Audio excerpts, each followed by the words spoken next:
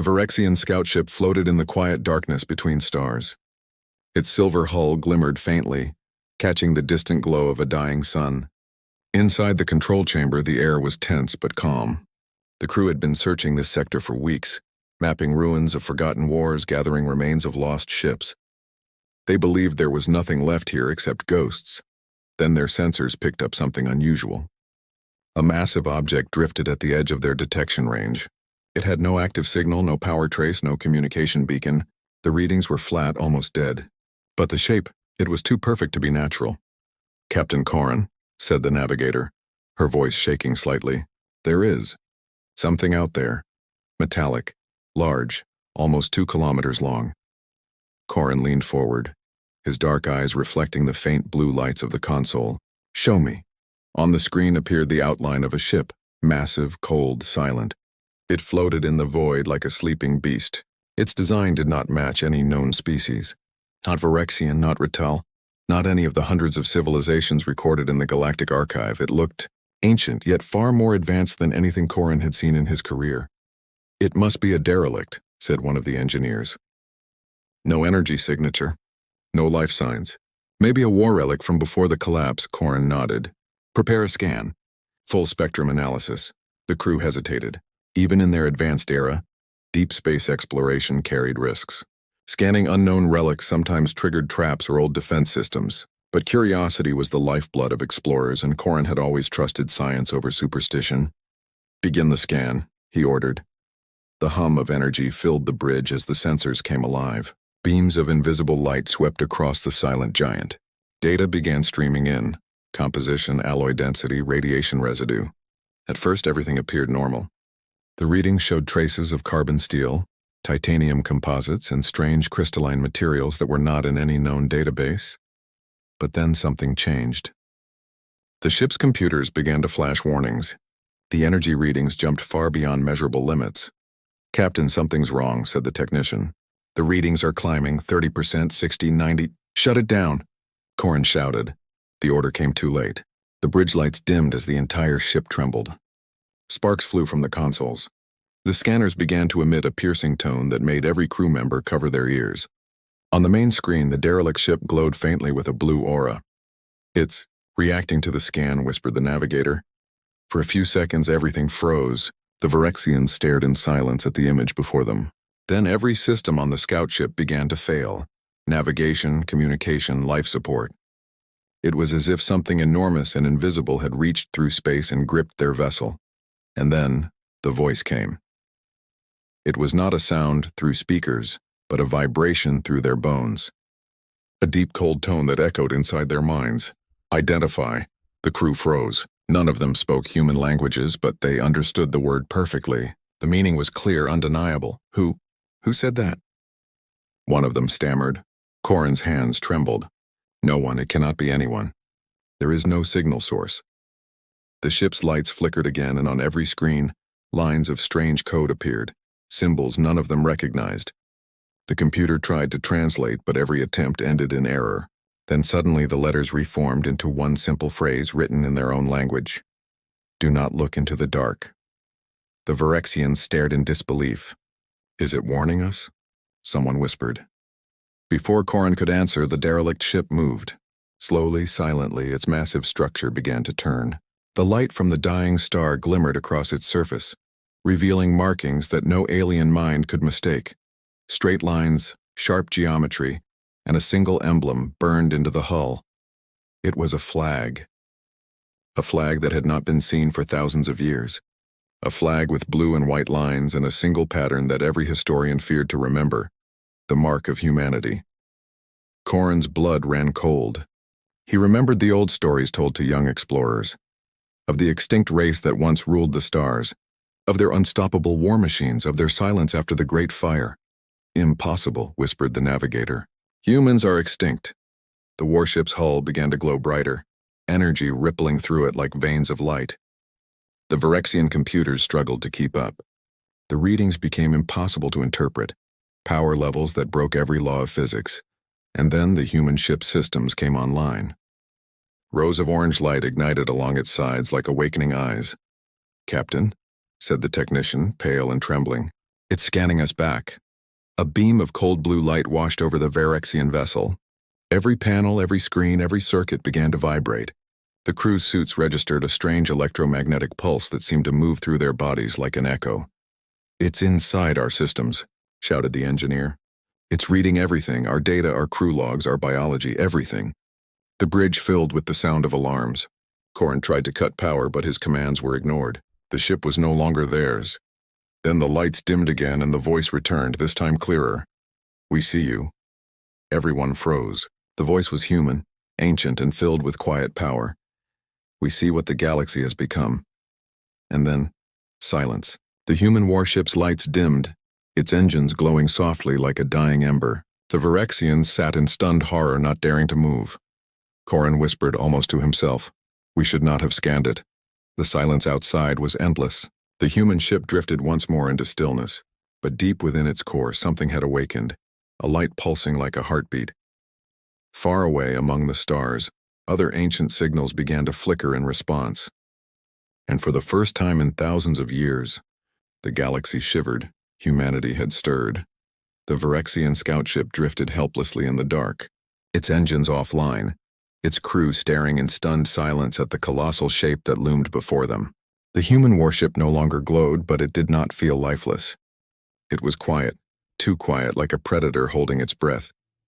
Captain Corin's claws trembled above the control panel. "Status report," he ordered, though his voice was hollow. "Navigation is down," replied the navigator. "Comms are dead. The scanners, they are still locked onto that ship." Corin's eyes flicked to the readings. The numbers were wrong, so wrong they made no sense. Power readings had no upper limit. Spatial coordinates shifted in impossible patterns. It was as if the human ship existed in several places at once, flickering in and out of reality. "This technology should not exist," whispered the technician. "No species has built something like this. Not even the Archons," Corin's mind raced. The Archons were the oldest known race in the galaxy, builders of cities that orbited black holes. If even they could not create such power, then what was this thing?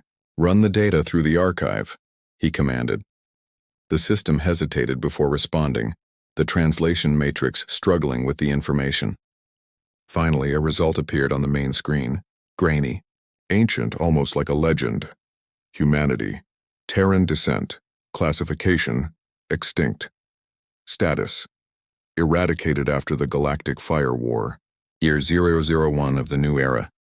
Every Varexian on the bridge fell silent. They all knew that story. Humanity had once ruled vast sectors of the stars.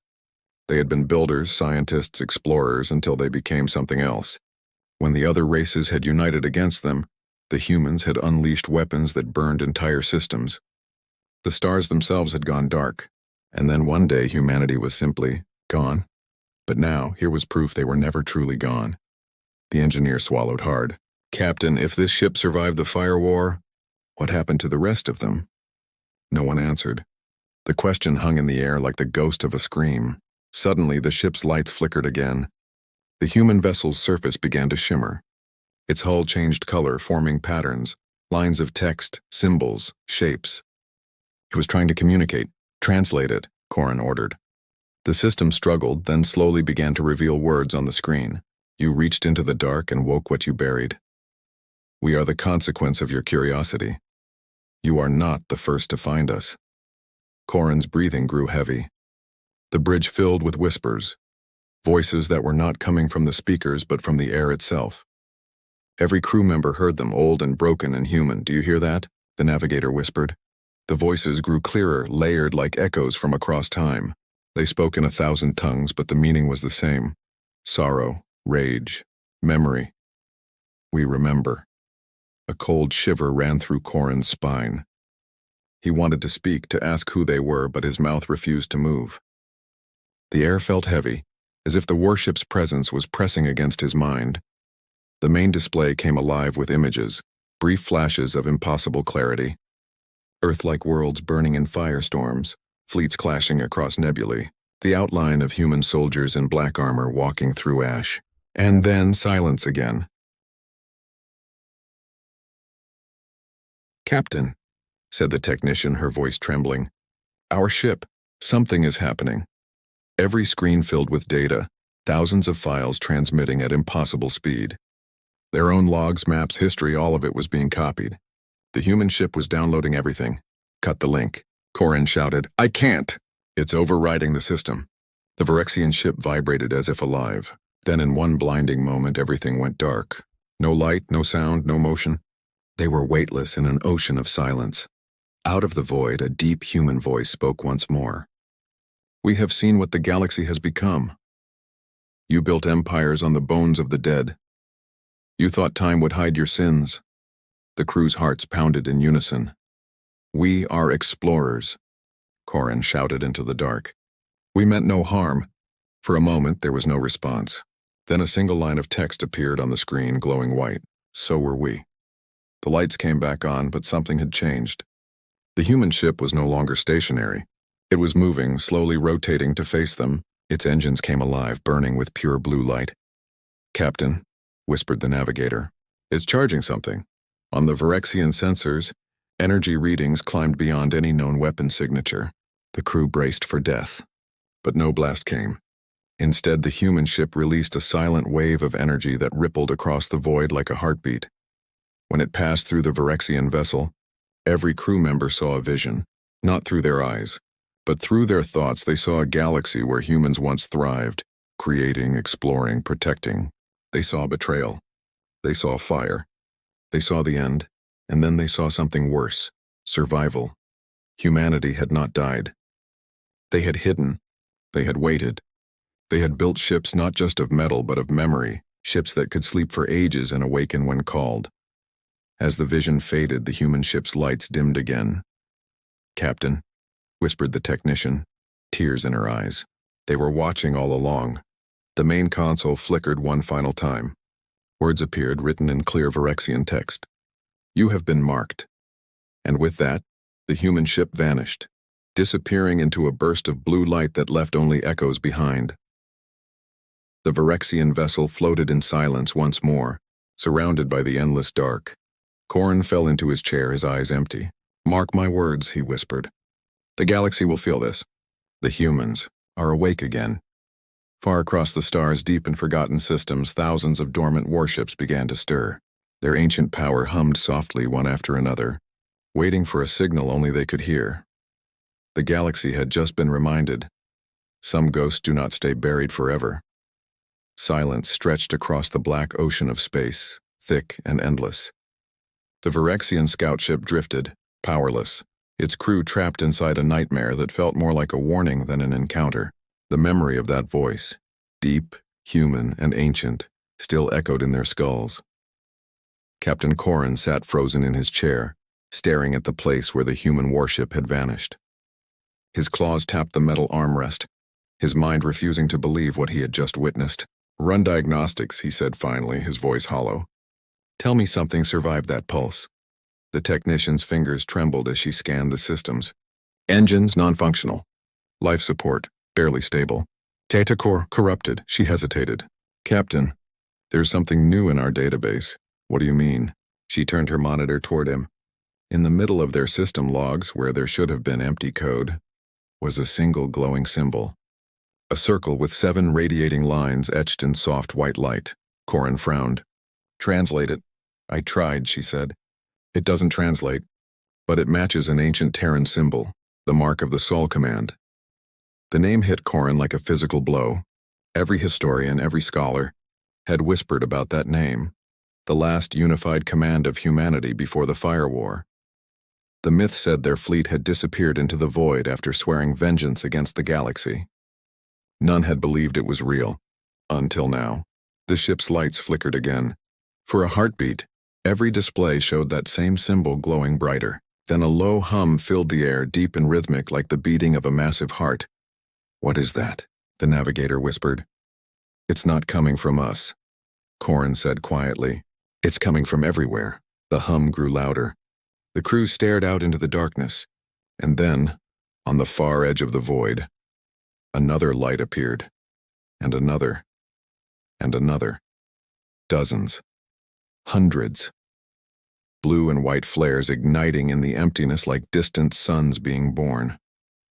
Each one marked the reawakening of something ancient, massive, and unmistakably human. The Virexians could only watch as entire constellations lit up with the resurrection of machines that had slept for millennia.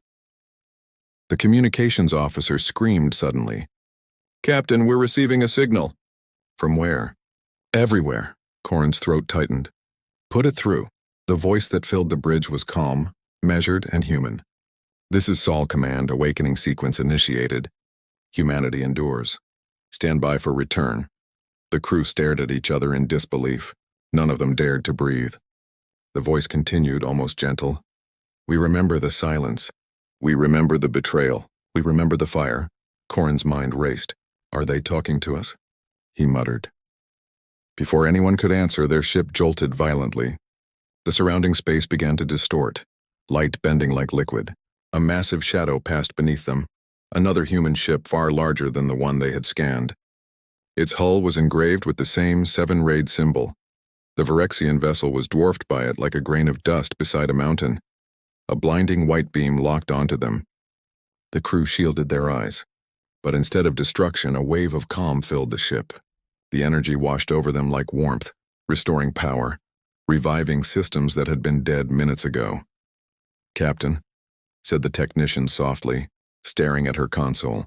"They're repairing us." Corin's voice cracked. "Repairing us? Why?" As if in response, a transmission opened again. This time direct, clear, unmistakably human. "You woke one of ours. You are not our enemy." The crew sat in stunned silence. The voice continued. "But you have seen what was meant to sleep. You will carry our warning." Corin swallowed. "Warning? About what?" The response came slowly, every word vibrating through the air. The galaxy forgot what fear means. "We will teach it again." And then, as quickly as it had appeared, the colossal warship began to fade. The distortion around it deepened until the entire structure dissolved into the fabric of space, vanishing like smoke in wind. The lights on the Virexian bridge returned to normal. Systems came back online. For the first time in hours, they could breathe freely again, but no one spoke. The navigator finally broke the silence. "Captain, should we report this?" Corin looked out at the stars, his face pale. "Yes," he said quietly. "The council must know." He paused, then added, "But they will not believe us." The ship turned slowly, engines humming weakly. As it accelerated away, the crew stared behind them, half expecting to see that glowing symbol appear again. But the void remained still. Hours passed. The crew began restoring their systems, re-establishing long-range comms. Then, without warning, every screen on the ship lit up at once. Across the galaxy, countless ships, Virexian, Artal, Nithian, and others, began receiving the same transmission. A pulse of data carried on every frequency, unstoppable. On the main screen, a message appeared, written in 1,000 languages. "We are humanity. We remember. We are awake." Corin stared at the words, unable to move. His crew sat frozen, listening as the same transmission echoed again and again, spreading through the stars like wildfire. Empires would soon panic. Armadas would prepare. Scholars would deny.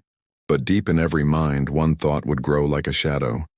Humanity had returned, and they were not coming back as explorers. The Virexian ship continued its journey home, carrying the first true contact with the oldest nightmare the galaxy had ever known. But far beyond them, in the hidden depths of the void, the fleet of Sol Command assembled. Thousands of human warships aligned in perfect silence, their engines glowing blue like the eyes of gods. In the command ship at the center, a voice whispered, "They scanned us once.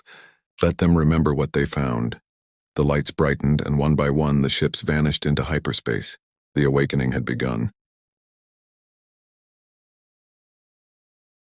The galaxy woke in fear.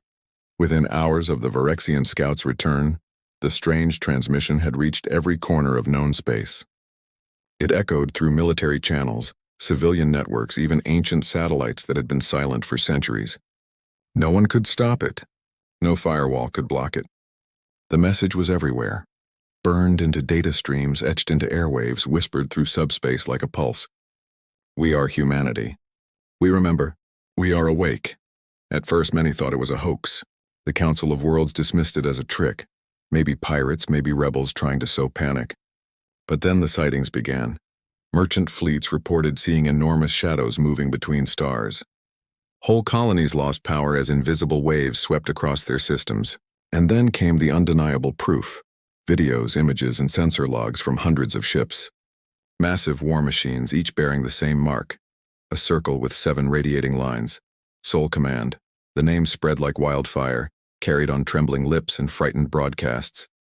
Every major empire, Varexian, Ratal, Ocean, and even the proud Archons, went into emergency council. They scoured their archives for human records, for anything that could explain what had returned. In the Grand Hall of the Galactic Senate, representatives argued through the night. "This cannot be the humans," shouted one Varexian diplomat. "They were wiped out in the fire war. We made sure of it." "Then who sent that message?" demanded a Ratal general. "Our fleets are picking up readings from every dead system, Earth, Mars, Luna, all active again." Across the chamber, the Archon delegate, an ancient being of shimmering light, spoke softly. "If the humans live, then we are all living on borrowed time." Silence followed. Every species in the room remembered the old stories. The day the stars burned red, when human fleets turned half the Orion arm to ash before vanishing into the void. The Varexian captain who had witnessed it all, Corin, stood in the center of the Senate. His face was pale, his voice trembling but steady. "We scanned one of their ships," he said. "It was asleep. We woke it." The crowd stirred, Corin continued. "They did not attack us. They did not destroy us. But they looked through us as if we were insects. They saw everything. Our history, our wars, our corruption. And then they said—" He hesitated, his throat dry. "They said they would remind the galaxy what fear means." The room fell silent. Before anyone could speak again, the lights flickered. Every screen, every device, every piece of technology in the Senate chamber turned black. The air filled with static. Then a single symbol appeared. The circle with 7 rays, and then a voice. "You built peace upon our ashes. You called it progress. You forgot the price." The voice was human, calm, clear, and everywhere at once. It filled every hall, every home, every ship across the galaxy. "We remember the day. You turned our worlds to glass. We remember your fleets above our skies. You thought time would erase us. But the stars remember. Every communication line across the galaxy carried the same broadcast. Even the most distant outposts, light years away, heard the voice of Sole Command. Then came images, flashes of ancient war. Human ships cutting through alien armadas, cities burning, children hiding beneath crumbling towers, a soldier's hand clutching a flag stained with blood, and finally a message written in every language known to the galaxy. "We are not your enemy, but you made us one. You will remember fear." The broadcast ended. The galaxy plunged into chaos. Fleets were mobilized, borders sealed, alliances redrawn. Empires that had warred for centuries suddenly spoke of unity, not out of friendship, but out of terror. Corin watched it all unfold from his ship. His crew whispered of ghost fleets appearing on their scanners, ships that vanished before they could approach. "They are testing us," said the navigator quietly. "Measuring our reaction," he nodded. "They are waiting for something." Weeks passed. Then one night, when the stars burned unusually bright, the sky above the Varexian capital changed. Every orbiting satellite turned itself toward a single point in the void. Every power grid, every network went silent. And then, through the blackness of space, a figure appeared. It was not a man, not a creature, but a projection. A holographic image of a human face, weathered and cold, its eyes bright like burning stars. "We once dreamed of unity," it said. "We gave the galaxy fire and wings. You repaid us with ashes." The image leaned closer. "But we do not seek revenge." The entire planet seemed to hold its breath. "We seek remembrance." And with that, the image vanished. A moment later, the sky erupted. Thousands of human ships decloaked above the planet's orbit, silent, motionless, forming a perfect ring around the world. They did not fire. They did not speak. They only waited. Corin watched from orbit, his heart pounding. "They could destroy us," he whispered. The technician nodded. "Then why haven't they?" Before he could answer, the same message appeared again on every console, every holoscreen, every ship across the stars. "We have no interest in conquest. We will not start a war. But if war comes to us, the stars will burn again. The human fleet turned in unison, vanishing back into the void with impossible precision. The light of their engines faded, leaving behind silence and dread. Corin looked out at the empty stars. "They could have ended us all," he murmured. "But they didn't," the navigator asked softly. "Then what did they want?" He thought for a long moment. "To remind us they're still watching." Far beyond the galactic rim, in a region no chart dared to name, the Sol Command fleet drifted in formation. Within the flagship, a single commander stood before a vast holographic map of the galaxy. Red dots marked every major civilization, pulsing faintly. He turned to his officers. "The message has been delivered," he said. "And their response?" asked another. "Fear," the commander replied. "As it should be." He looked once more at the glowing map, eyes hard and distant. "Let them remember what happens when humanity is forgotten." Outside, the void rippled as the fleet vanished into hyperspace once more, leaving behind only whispers, echoes, and the silent warning of a power reborn. For the first time in 1,000 years, the galaxy understood the truth. Humanity was not gone. They had never left. They had only been waiting, and now, they were awake.